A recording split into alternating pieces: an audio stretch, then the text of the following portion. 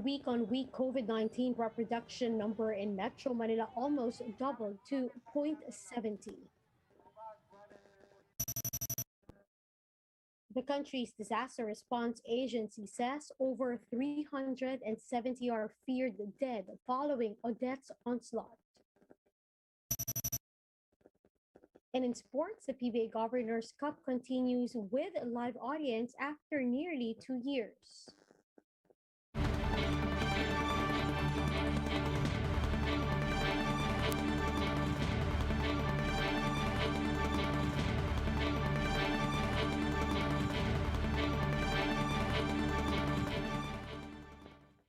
Fast, focused, and fearless. Here's a roundup of stories we're watching now. I'm Riza Diaz. With increased mobility this holiday season, Pandemic Monitor Octa Research sees a slight uptick in COVID-19 cases, at least in Metro Manila. Professor Guido David of Octa told One News that the reproduction rate in the capital has increased from 0.42 to 0.70 as of yesterday.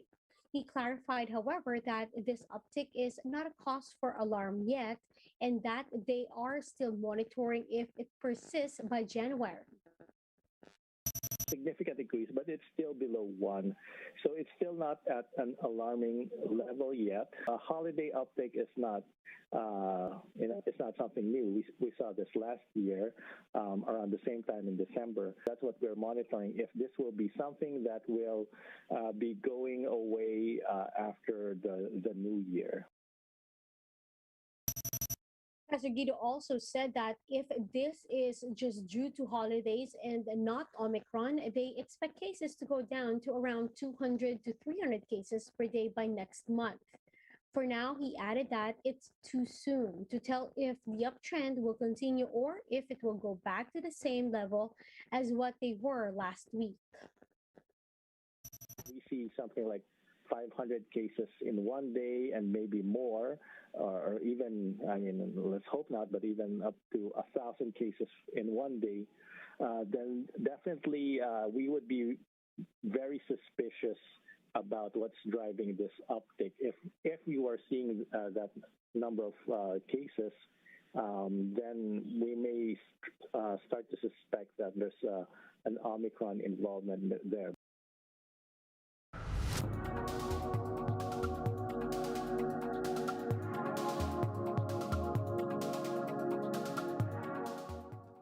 Chile has been named by Bloomberg as the best place to be amid the COVID-19 pandemic. Now, why is that? Let's find out in this video.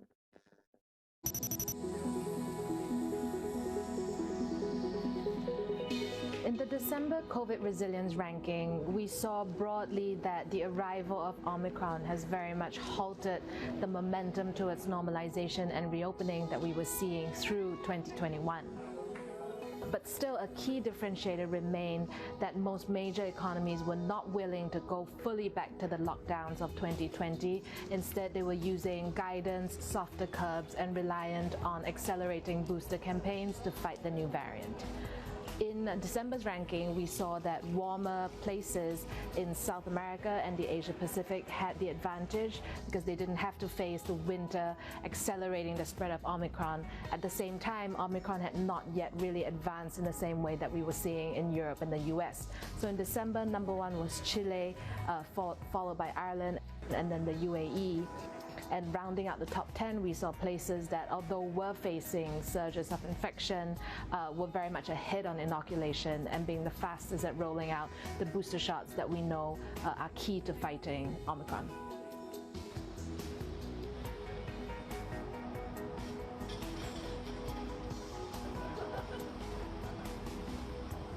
So in 2022, the key question as we see Omicron really take over in the US and Europe is whether or not death tolls are going to trend up in line with what we're seeing with case numbers.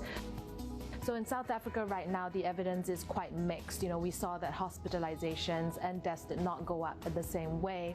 But at the same time, South Africa is a very different place with a different demographic. And, it just come out of a Delta wave, which may have conferred some natural immunity as well.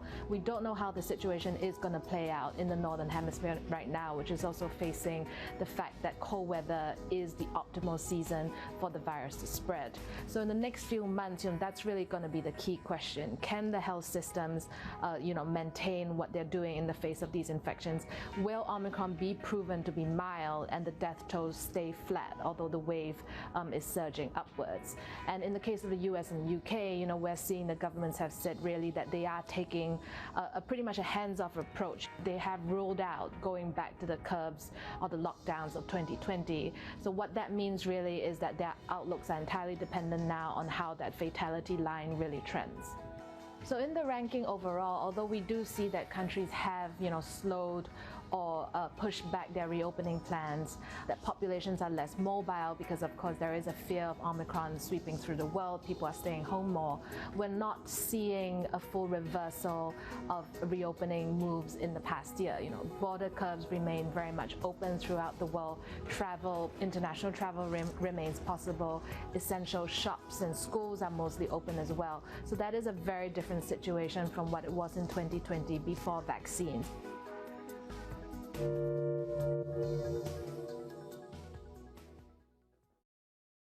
Now on Typhoon Odette, the death toll continues to swell more than a week since its onslaught. In the latest tally of the NDRRMC, total fatalities have now reached 378. Missing people sit at 60, while over 100 are left injured. More than 1 million families, or 4 million Filipinos in Visayas and Mindanao, have been affected by the typhoon. Damage to infrastructure, meanwhile, is estimated to be at a staggering 6.5 billion pesos. The agricultural sector also lost almost 4 billion pesos. Now, PAGASA assures the public that the Philippines will not experience another typhoon until the year end. Weather specialist Benison Estareja said there is a low chance of a storm entering the Philippine area of responsibility in the next 5 days. He noted, however, that parts of southern Luzon and northern Visayas may experience rains due to the shear line and northeast monsoon, or amihan. This will also be felt in eastern and western portions of Mindanao. Now, as of the general weather in Metro Manila, Estareja said the capital region will experience partly cloudy to cloudy skies with isolated rains. Now, we'll be back with more stories after the break. Keep it here on One News.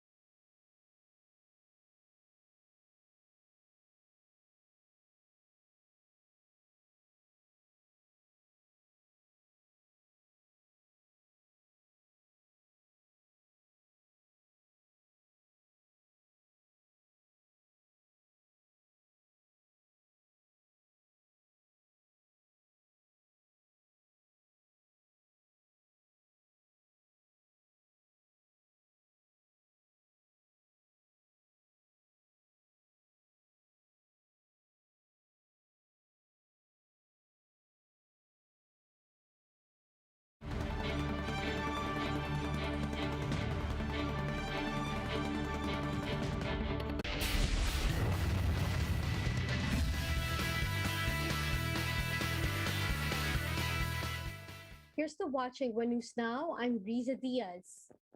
The San Miguel Beermen overpowered the Terra Firma Jeep for its third victory in the PBA Governors Cup, 100-88. The Beermen took control from the get-go and never looked back. Terra Firma would try to mount a comeback in the fourth. However, this would prove to be a little too late. Terrence Romeo and import Brandon Brown led the way for SMB with 21 and 23 points respectively. Now, as for the second game, the TNT Tropang Giga and the Rain or Shine Elasto Painters are battling it out in a tightly contested match.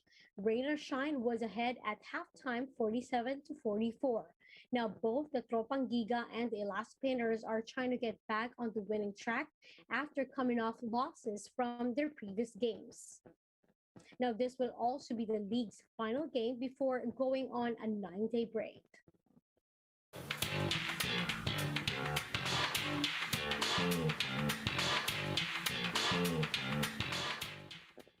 For its first weekend screening, the Metro Manila Film Festival goes to a slow start.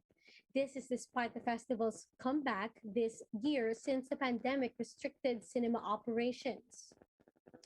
In malls, what used to be long lines at ticketing booths are now a thing of the past.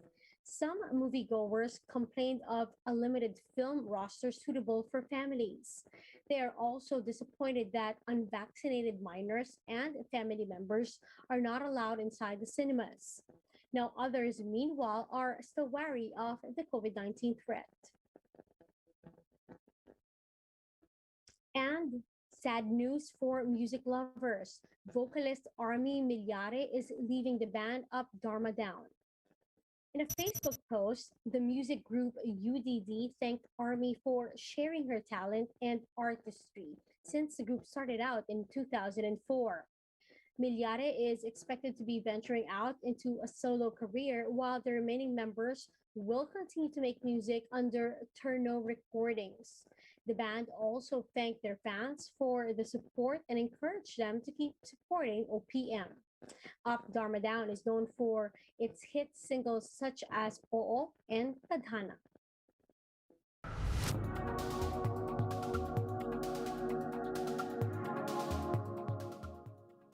The world's largest space telescope launched on Saturday in a quest to seek out light from the first stars and galaxies. The $10 billion observatory will reach its destination after a month. The details in this Bloomberg Quick Take. And we have engine start. And liftoff. Décollage, liftoff from a tropical rainforest to the edge of time itself. James Webb begins a voyage back to the birth of the universe. Punching a hole through the clouds, 20 seconds into the flight. Good pitch program reported.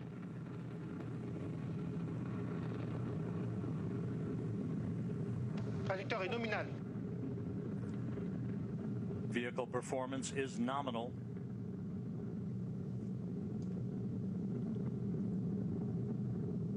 The Ariane 5 rocket continues to fly uphill in nominal fashion.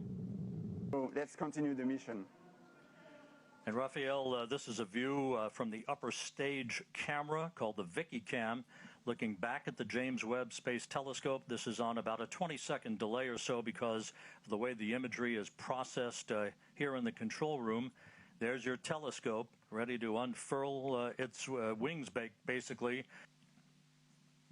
We're 13 minutes, 55 seconds into the flight. Jean-Luc Boyer, the range operations manager, continues to report a nominal performance for James Webb. And again, Luce Fabregat from the European Space Agency, how is this trajectory?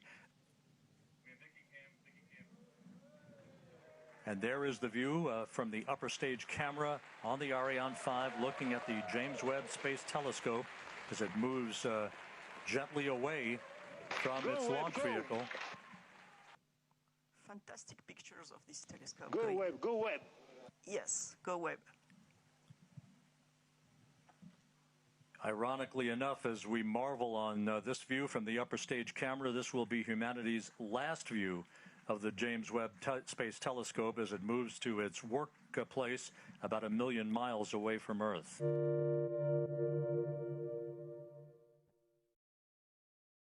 For more updates, visit News 5, The Philippine Star, and Business World online. Visit our website, onenews.ph, for more in-depth analysis.